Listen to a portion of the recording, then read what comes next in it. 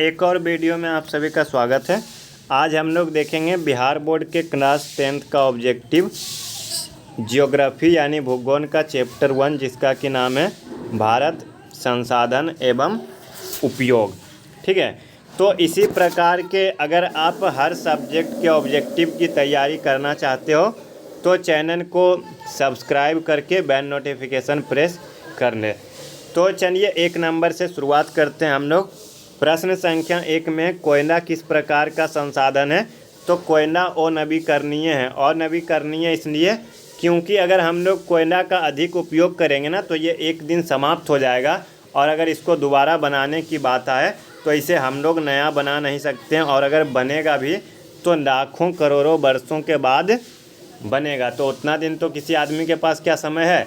अगर 200-400 साल बाद भी बने तो चलिए अलग बात है, लेकिन इसको बनने में हजारों लाखों वर्ष लग जाते हैं। उसके बाद आगे चलते हैं। प्रश्न संख्या 2, सौर ऊर्जा निम्नलिखित में कौन सा संसाधन है? तो पुनः पूर्ति योग्य। सौर ऊर्जा कौन सा है? पुनः पूर्ति योग्य, यानी अगर ये एक बार समाप्त हो जाए, एक बार अगर ये समाप्त भी हो जाए तो ये फिर दोबारा खुद बन जाता है और ये कभी समाप्त ही नहीं होता है। सूर्य का प्रकाश सुबह आता है, शाम को जाता है, तो अगले दिन फिर से आ जाता है। अब देखिए, तट रेखा से कितनी किलोमीटर क्षेत्र तक सीमा अपवर्जक आर्थिक क्षेत्र कहलाता है? 200। ठीक है, क्योंकि अगर 200 किलोमीटर तक कोई भी देश चाहे तो वो अपना काम कर सकता है, लेकिन उसके आगे जो होता है वो अंतर्राष्ट्रीय क्षेत्र में चला जाता है। उसके बाद देखिए, समुद्री क्षेत्र में राजनीतिक सीमा के कितने किलोमीटर क्षेत्र तक राष्ट्रीय सीमा नहीं थे? तो 12.2 किलोमीटर। ठीक है, अगर अपवर्जक आर्थिक क्षेत्र पूछा जाए तो वह 200 nm है, और अगर आपको पूछा जाए कि राष्ट्रीय संपदा है तो वो आपका 12.2 है। देखिए 12 अब आप सोच रहे होंगे कि ये दोनों में डिफरेंस क्या है।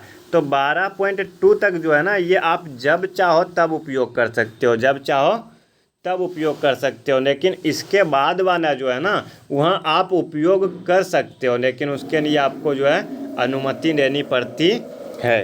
उसके बाद आगे चलते हैं हम लोग नंबर 5 में। लौह अयस्क किस प्रकार का संसाधन है? तो देखिए, लोहा को भी कोई आदमी बना नहीं सकता है। क्या बना सकता है? नहीं बना सकता है। तो ये भी आपका अनवीकरणीय, अगर ये भी एक बार समाप्त हो जाएगा तो दोबारा बनने के कोई चांस नहीं है। आगे चलते हैं हम लोग प्रश्न संख्या 6 में। ज्वारीय ऊर्जा निम्नलिखित में किस प्रकार का संसाधन है? तो पुनः पूर्ति योग्य, यानी ऑप्शन नंबर सी। अब इसके बाद हम लोग देखेंगे प्रश्न संख्या 7 में। तो देखिए, पवन ऊर्जा किस प्रकार का संसाधन है? तो देखिए, आपके पवन ऊर्जा जो है ये भी आपका नवीकरणीय है, क्योंकि पवन ऊर्जा भी कभी समाप्त होने वाला नहीं है।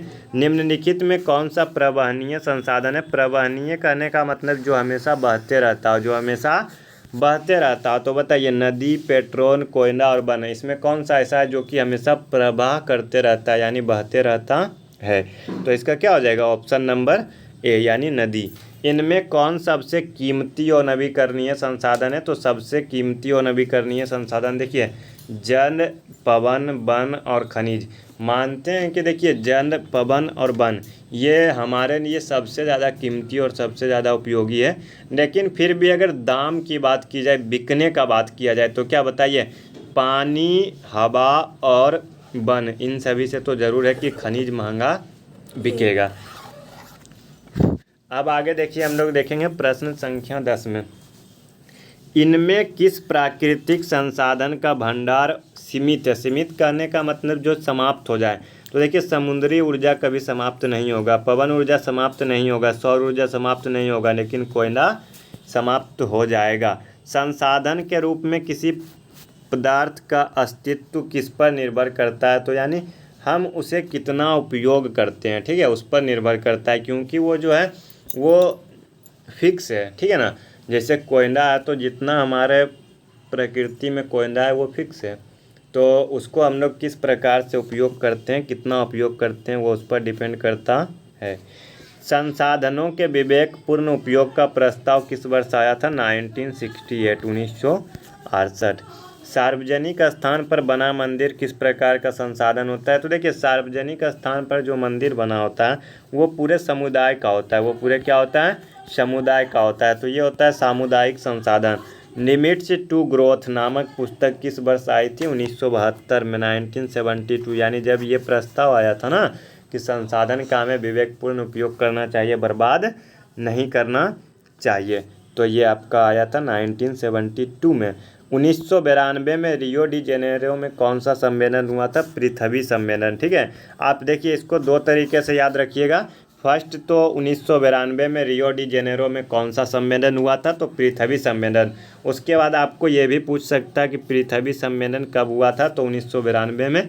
आपको ये भी पूछा जा सकता है कि पृथ्वी सम्मेलन 1992 में कहाँ हुआ था? तो वो आपका हो जाएगा रियो डी जेनेरियो। ठीक है, अब आगे हम लोग देखेंगे प्रश्न संख्या 16। राजस्थान में किस संसाधन की कमी है? तो देखिए आपको ये बता दूं कि राजस्थान जो है भारत का सबसे बड़ा राज्य है, लेकिन अब आप सोच रहे होंगे कि यहाँ कमी क्या है, तो आपको ये भी बता दें कि भारत का जो सबसे बड़ा रेगिस्तान है क्या है? थार।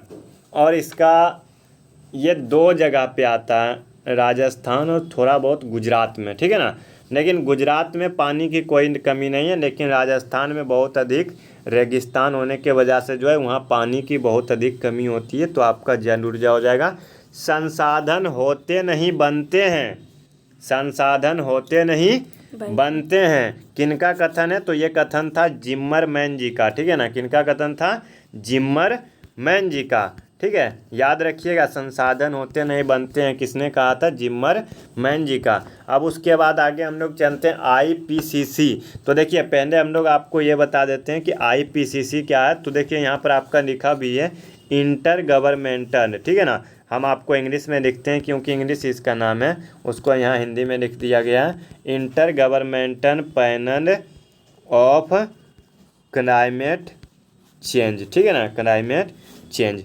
तो का मुख्यालय किस नगर में स्थित है? जेनेवा में, ऑप्शन नंबर बी। आगे चलते हैं 19 नंबर में, स्मॉल इज ब्यूटीफुल किनकी रचना है? Sumesar, option number D. Small is beautiful यानी इसका कहने का मतलब छोटा सुंदर होता है। छोटा क्या होता है? सुंदर होता है। तो इसे किसने कहा था? सुमेसर जी ने, सॉरी सुमेसर जी ने, सुमेसर। उसके बाद देखिए क्योटो सम्मेलन कहाँ हुआ था, कब हुआ था? 1972 में। क्योटो सम्मेलन कब हुआ था? 1972 में। अब देखिए 21 नंबर है, किसने कहा था हमारे पास पेट भरने के लिए बहुत कुछ है परंतु पेटी भरने के लिए नहीं? तो ये कहा था महात्मा गांधी जी ने। उसके बाद 22 नंबर में, पर्यावरण संरक्षण हेतु पहला विश्व शिखर सम्मेलन कहाँ हुआ था? तो स्टॉकहोम में। ठीक है ना, कहाँ हुआ था? स्टॉकहोम। तो इस प्रकार से देखिए हमने आज आपको जियोग्राफी का क्लास 10th के बिहार बोर्ड के जियोग्राफी का फर्स्ट चैप्टर भारत संसाधन एवं उपयोग समाप्त कर दिया। इसी प्रकार से हम आपको हर सब्जेक्ट का ऑब्जेक्टिव जो है ना एक एक करके धीरे धीरे हम आपको क्लास 10 का कंप्लीट करवा देंगे। और आप ये मत सोचिए कि सिर्फ आपको ऑब्जेक्टिव की तैयारी करवाया जाएगा, आपको ऑब्जेक्टिव तो करवाया जाएगा, आपको एग्ज़ाम के सिलेबस किस प्रकार से लिखना है, किस प्रकार से पढ़ना है, आपको फिर मॉडर्न पेपर, गैस पेपर और फिर क्वेश्चन बैंक यानी जो कि पिछले वर्ष आपको पूछा गया था, आपको सारी तैयारी करवाई जाएगी। और देखिए आपको अभी जो है ना ये तैयारी हम अरविंद क्लासेस पे करवा रहे हैं, लेकिन मुझे जहाँ तक लगता है ना कि अरविंद क्लासेस में पहले से बहुत ज़्यादा वीडियो अपलोड हो चुकी है, तो बच्चों को थोड़ा पढ़ने में दिक्कत हो सकता है। तो देखिए अभी कुछ दिन जो है ना हम 2 चैनल पे ये वीडियो अपलोड करेंगे, एक तो अरविंद क्लासेस और दूसरा अरब्यूना एकेडमी। ठीक है ना, दोनों पे वीडियो अपलोड होगा। जब यहाँ के जो बच्चे हैं ना उस पर ट्रांसफ़र हो जाएंगे, यानी क्लास 10th वाले बच्चे उसमें भी जुड़ जाएंगे, यहाँ पर भी जुड़े रहिए आप लोग, क्योंकि यहाँ पर भी आपको क्यूज में यानी शॉर्ट्स में क्यूज और भी बहुत सारी इन्फॉर्मेशन मिलेगी। लेकिन उसमें आपको जो है ना फिक्स कर दिया जाएगा क्लास 10th। क्लास 10th का मतलब क्लास 10th, यानी उसके अलावा उसमें आपको कुछ और नहीं आएगा। अगर आपका शॉर्ट्स भी आएगा तो वो भी क्लास 10th का, अगर आपका उसमें कुछ भी आया तो वो आपको सिर्फ और सिर्फ क्लास 10th का रहेगा। तो इसीलिए अभी दोनों में रहेगा, लेकिन कुछ समय में आने वाले समय में जो है यानी हम जो है क्लास 10th को कंप्लीट रूप से अपने नए चैनल पे ट्रांसफ़र कर देंगे। यहाँ पर भी आपको जानकारी मिलते रहेगी, पढ़ाई चलते रहेगी, लेकिन क्लास 10th को पर्सनल वहाँ पे कर देंगे। तो आप सभी लोगों को वीडियो देखने के लिए बहुत बहुत धन्यवाद। जय हिंद।